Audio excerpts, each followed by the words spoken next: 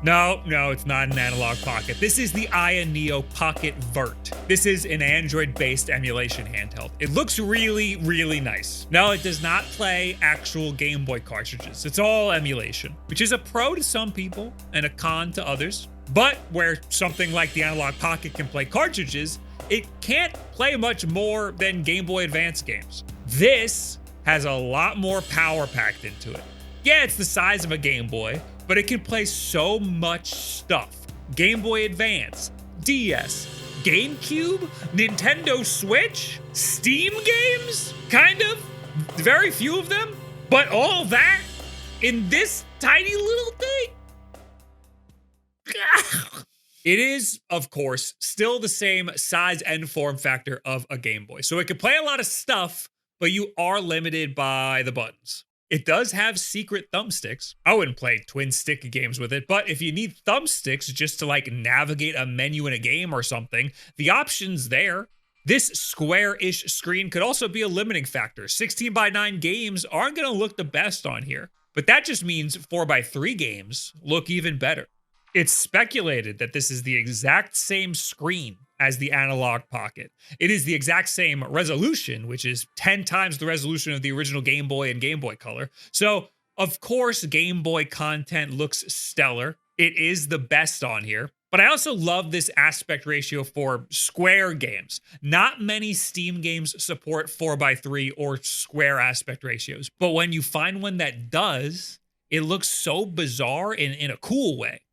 So that got me really excited to try this. I love playing Steam games on Android now, and I also love weird aspect ratio or modern games that support 4:3. It was a little hard to find Steam games that fit this criteria of running good on here and also supporting this weird aspect ratio and looking good in this weird aspect ratio. It would just be a lot more practical to just get a 16:9 handheld. Most content these days is 16:9, and you're gonna want something with thumbsticks for modern games. Even if something's 4:3, it would still work on a 16:9 display, but not necessarily the other way around. It's just a lot tinier on here. I just have enough 16:9 handhelds. The Nintendo Switch, the Nintendo Switch 2, the Steam Deck, that's 16:10. You know what I mean. Most things are glass rectangles. This is unique, but also nostalgic. Using this feels a lot like what I remember gaming in 1998 was like, except we know it was much, much worse. Imagine having a time machine and going up to young me playing Tetris on his Game Boy and swapping it out for Tetris Effect running on this. Whoa, cool. Hey, I'm hungry. Yeah, I know, that's why we're here. Man, I sucked. You suck. Next. Yeah. Let me get more meat. More meat. More meat. No, not extra meat. More meat. You know, every time you say more meat, I gotta add $3. Well, how many am I at now? 12. Okay, less meat. Less meat. Less meat. How many is that now? You can skip all of this with this video sponsor, Factor. Factor's fresh, never frozen meals are ready in just 2 minutes, so all they have to do is heat it and enjoy. Skip the grocery stores, the prep work, and the cooking fatigue, and slop bowl places. Instead, get chef-curated, dietitian-approved meals delivered right to your door. They've got other stuff too. They got smoothies, they got juices, they got wellness shots, and they got breakfast. Hey, what about me and my food?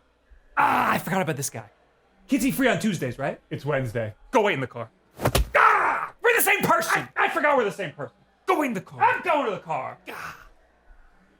Less meat.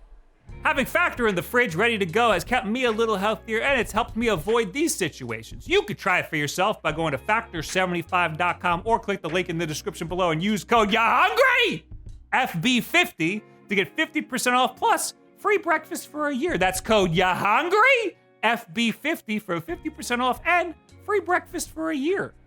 Woo! Hey! Did someone leave a kid in the hot car? Maybe. Well, good job, buddy. He's dead now. No. Oh, it's Tuesday. Next! The screen is 3.5 inches and it's 1600 by 1400, which again is 10 times the resolution of the original Game Boy. So everything scales perfectly.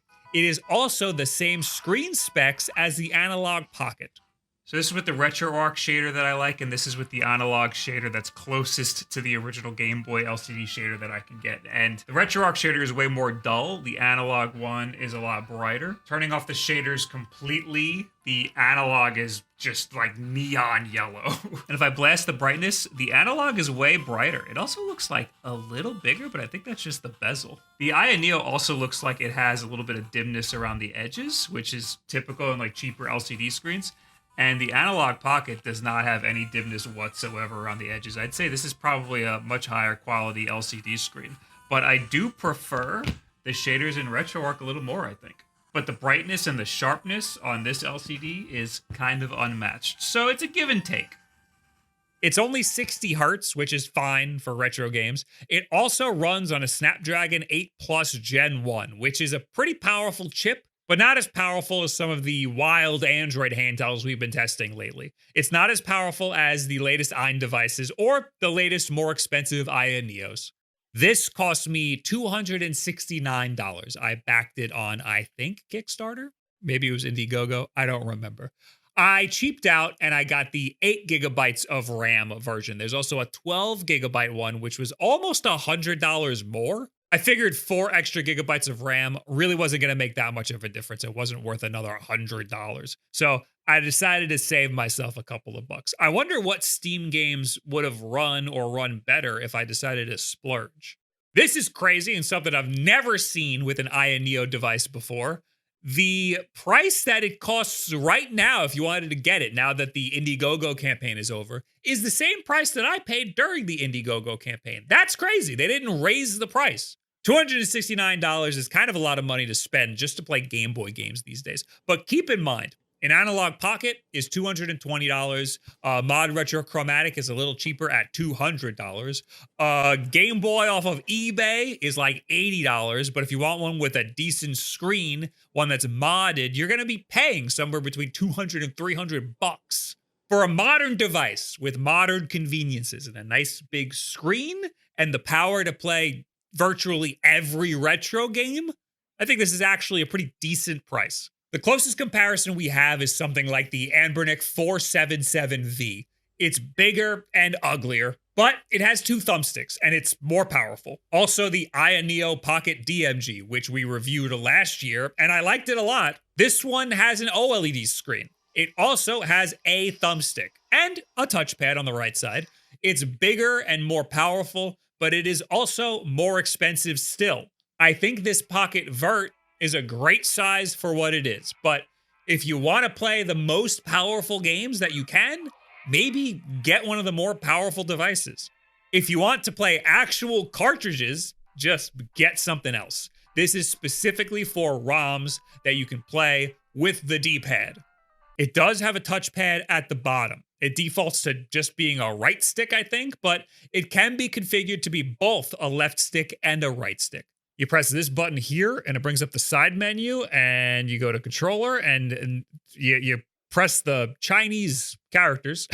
From here, it's pretty easy to configure what's a left stick, what's a D-pad, what's a right stick. You can also configure the D-pad to act like a thumbstick, which makes controller configurations in some games like N64 games or Dreamcast games way easier. It has a lot of extra buttons that are for navigating around the Android UI. None of which are labeled, so it does get confusing. I would sometimes press all of them until I would land on one that I wanted. There's also a scroll wheel for volume. However, I always accidentally press these buttons because these are where the volume buttons are on a cell phone. And one of them is the task switcher, and one of them is, I don't know, whatever this is.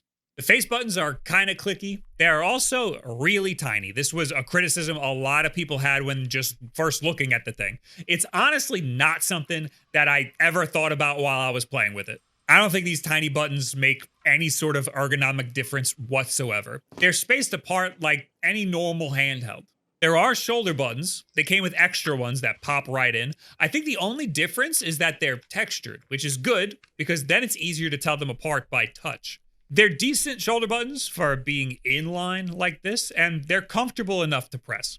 The D-pad is nice and big. At first, it felt really good. It's nice and clicky. But after spending a little more time with it, I noticed you need to break it in. Rolling your finger on it produced like a harsh, almost cracking sound. Diagonals give you a weird bump that feels like you're breaking something inside the controller. After playing for about 2 to 4-ish hours, this completely went away. I think it really did just need to be broken in. I think I really did just grind away at something on the inside until it broke in.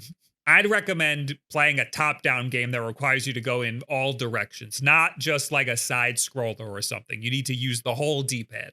I recently went on a trip to Florida, say happy birthday to my dad. I played Metal Gear Solid Ghost Babel the whole flight there and the whole flight back. So that's a solid 4 hours. I did not charge this thing once the whole time. So after 4 hours playing in the balanced mode, I got exactly 60% battery left over. I probably should have put it in eco mode, but that means that balanced mode gets you somewhere close to a solid 7 to 8 hours of battery life if you go from 100% to 0. And that's pretty damn good. Don't expect that much battery life in max power. You're going to get way, way less, probably closer to like an hour or 2 if you're lucky.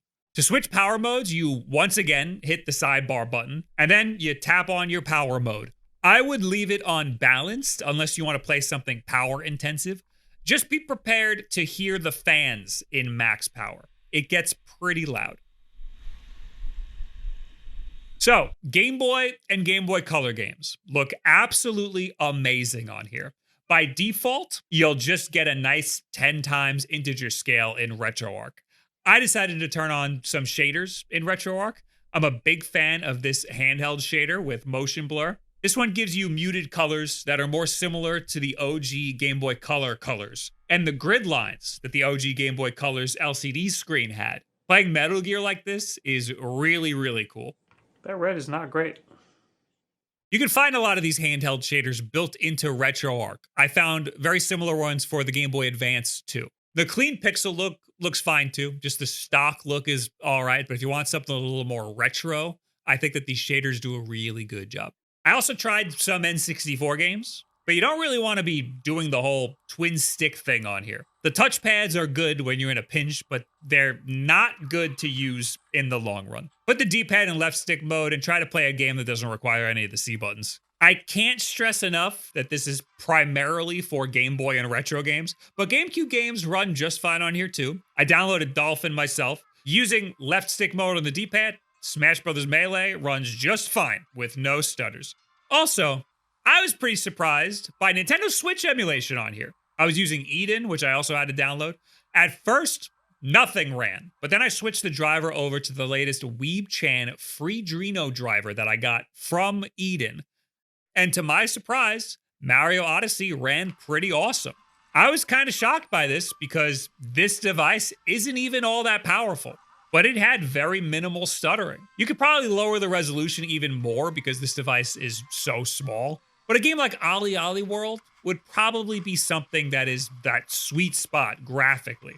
This runs good here, except you will want a thumbstick. So maybe Sonic Mania? That's a good one to play on here. I set 3DS games in Azahar to use the same driver that I pulled for Nintendo Switch emulation. I also set the top screen to be huge and take up the whole width of the screen, and the bottom screen to be real tiny underneath. Powerful games like Pilot Wings, they run like ass. But a smaller game like Azure Striker Gunvolt, that's going to be pretty sweet on here. Aside from the background not loading in at first, but that fixes itself. DS is also fine if you want to just look at one screen at a time. So a game like Pokemon would be fine. The top screen is nice and big and looks good on this square screen, but don't expect Sonic Rush to work good on here. Finally, what I was most excited to play on here, Steam games. They didn't run at all at first. It made me think that this thing just wasn't powerful enough. But then I stumbled across this Reddit post. Basically what it's saying is use this specific driver, lower the resolution. I lowered it to 800 by 600. I also gave some games 4 gigabytes of video memory instead of the default 2. And I changed the box preset to performance. Did you get all that? Did you write all that down? Now, finally, we're getting games to work. I'm using Game Native for this. Tetris Effect ran pretty consistently at 60 frames per second, which is awesome. This game is surprisingly graphically intensive, and playing it on a square screen is really cool. I play this on my arcade cabinet very frequently. But for some reason, it was a little stretched on this screen. It's fine though, it looked fine. Other lightweight games like Shovel Knight Dig, which has a great 4x3 mode, that looked awesome on here too. It's a little stuttery, but we could probably tweak some settings to get around that. Yellow Taxi Goes Vroom ran surprisingly great on here. No stutters whatsoever and a full 60 frames per second the whole time, but only 16:9 mode, which is a bit disappointing because this game has such retro vibes. And that's kind of all that I got going on here that looked really good and worked really good. A lot of games in my Steam library either don't support 4x3 or they require way too much power to work on something like this, which is a shame. There should be a lot more games that support 4x3. 30XX is really, really good at adapting to virtually any screen and aspect ratio, but it crashed a bunch. That's really upsetting. I was excited to try that here. Thumper is also great, but I completely forgot how to play this game. This is incredibly niche. Don't get this if you want it to be versatile. This is basically only for 4x3 or square-ish games that use a D-pad and that's it. It can be capable of more than that, but it probably shouldn't be. If you want something that does more than that, you should probably just get something else. And this is for tinkerers too. It's not really for novice emulation enjoyers. It does not provide a list of emulators for you to use when you set it up. It does have its own launcher, which somewhat guides you through the setup process, and that will suggest some emulation apps for you, but a lot of the ones it suggests are shit. It also doesn't make folders for you. You need to provide the ROM folders yourself and direct each system to the right directory. It's honestly not too bad of a setup, and the launcher actually works pretty great. I use this launcher for RetroArch games because I hate interfacing with RetroArch. For everything else, I just tap the emulation app that I want to use. You basically should only get this if you want to mess around and know what emulation app does what. If you don't, then you should just get an Ambernick. I recommend those for people who are just starting out. This feels really premium. That's maybe why I like it so much. It's a hunk of glass and metal. That leaves me in a very similar conundrum that the Analog Pocket leaves me in. This screen is so nice, big, and beautiful, and it looks so delicate. I'm afraid to take this thing around with me anywhere. But Bob, I hear you asking from the other side of that screen, didn't you just take that thing to Florida? Say happy birthday to my dad for me. Yeah, I 3D printed a case for this. I had to leave a little space for the scroll wheel since it sticks out. I also had to leave a gap where the power button is because it is extremely easy to accidentally press the power button. Even if it's in a case or a sleeve, it's easy to hit that power button. Just picking it up from a table will sometimes activate the power button. It is a little annoying. This power button probably should have been a switch, just like the original Game Boy. For $269, this falls into a weird market. If you want a thumbstick, you can either spend more money and get the more powerful Pocket DMG, or you can spend less money and get the slightly more powerful, but way bigger and way uglier Anbernic 477V. If you just want Game Boy and Game Boy Advance games, the Analog Pocket is still a beast, and it'll save you a couple bucks. This is if you want more and don't mind not having a thumbstick. Your whole 4x3 retro library will probably be great on here, so long as you don't mind a D-pad in thumbstick mode when you need it. Maybe there's a very specific 4x3 Android or Steam game that you want to play on here. I wish there were more games that supported a square aspect ratio. Look, I know it's a very impractical device, but for some reason, I really like it. Maybe it's the fact that it looks really nice. It's got a really nice design. It looks very premium and it feels really nice. Or maybe it's the fact that it forces me to play games a little differently. It's unique among the sea of glass rectangles that I have. See, this one is different. This glass rectangle is also metal, and it's vertical. What do you guys think about the AYANEO Pocket Vert? What use case am I leaving out? I feel like I did a really bad job of selling this thing. I like it a lot. I just like it because of how weird it is, and it looks really nice. It's such an impractical thing to suggest to literally anybody. I can't imagine somebody walking up to me and being like, hey, Bob, I really want something that can play all my retro games, but really only allow the Game Boy ones to look good. Leave it in the comments below, at me on Twitter, any and all this other social media garbage. We got a podcast. These are all the podcast patrons you're seeing over here on screen. And we live stream over on twitch.tv/WolfDen. Sometimes I've been slacking on those. I've been very incredibly busy. You might have noticed that there's more videos than normal. Most important thing you can do to help us, just subscribe right here. Make sure that that thing looks like it's subscribed to. If you watch more than one of my videos, you should subscribe. And share this video with a friend who's the guy that's gonna want this thing. Thank you very much. Have a good week.